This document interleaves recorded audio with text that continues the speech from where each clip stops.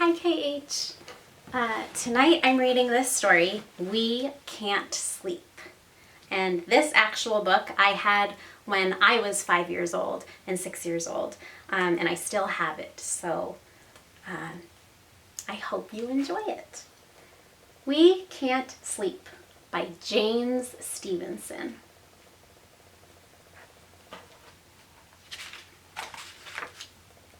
We can't sleep. We can't sleep, said Louie. Oh, said Grandpa, what seems to be the trouble? It's too hot and quiet, said Mary Ann. It's too windy and noisy, said Louie. Too light, too dark, too lonely. We just can't sleep, said Mary Ann. That's strange, said Grandpa. I once had that very same problem. It was many years ago. I was about your age. I tossed and turned. I counted sheep. Nothing helped. Finally, I got up, got dressed, and went outside. Maybe exercise would help. I ran 50 miles all uphill. Did that make you sleepy, Grandpa? Asked Mary Ann. No, said Grandpa, but it made me hot. I decided to go for a swim and cool off. The water felt good, so I decided to swim across the ocean. Sometimes the waves were enormous. They were so big. Were there any sharks? Asked Louie. A great many, said Grandpa. They swam right at me. But as they came by, I dove down, grabbed the tail of one, and when he flipped his tail, I went up in the air and grabbed his fin. I had a good fast ride, and they never did see me. When I saw an iceberg, I let go of the shark.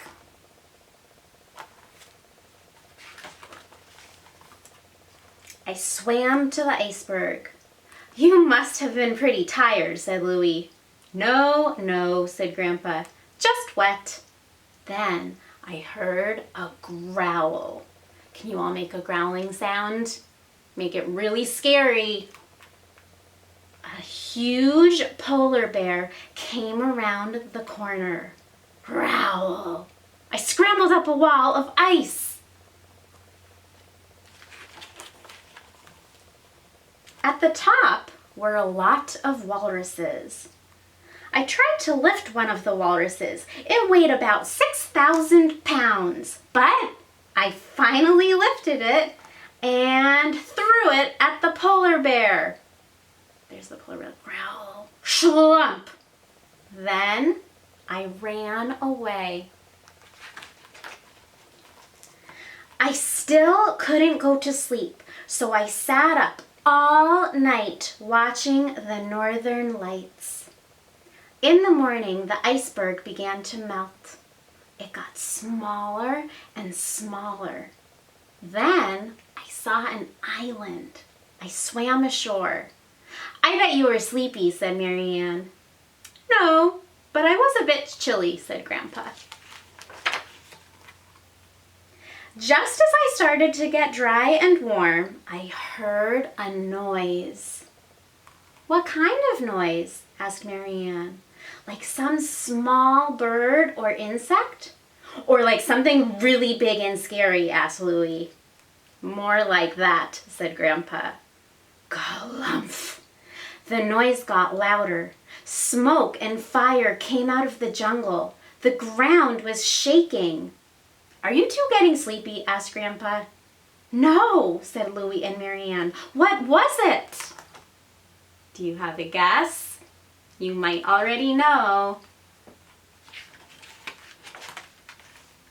It was a huge dragon breathing fire. He chased me into the ocean. All I could do was splash water at him. You splash water too. I guess that didn't do any good, said Louie. Yes, it did, said Grandpa. It put his fire out, and in all the smoke, I was able to escape. But he ran after me. I hid with some zebras until the dragon went by. Do you see Grandpa?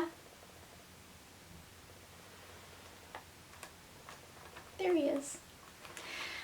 Then I swung through the jungle on vines so as to avoid the crocodiles. And that looks almost very close to the magic page. I could hear the dragon coming after me, so I climbed a very tall tree. Glumph, glumph, that's the dragon.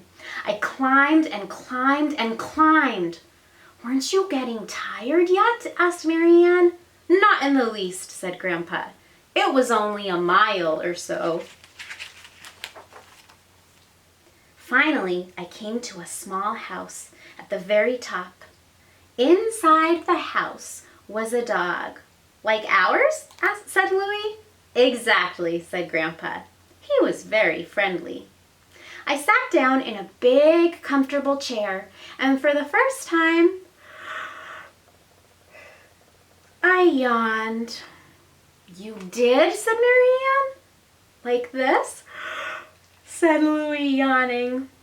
Exactly, said Grandpa. And then I shut my eyes, and that's when the hurricane struck. What hurricane? Asked Marianne. The really big one, said Grandpa, that carried the house away.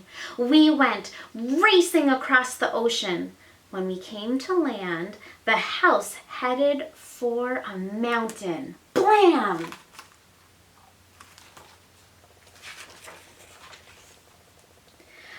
But the chair kept going. We went down and down and through a window into a house just like this. What do you think of that? Asked Grandpa.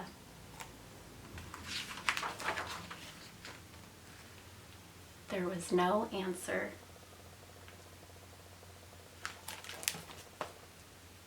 Good night, KH. I hope you liked this story. It's definitely one of my favorites.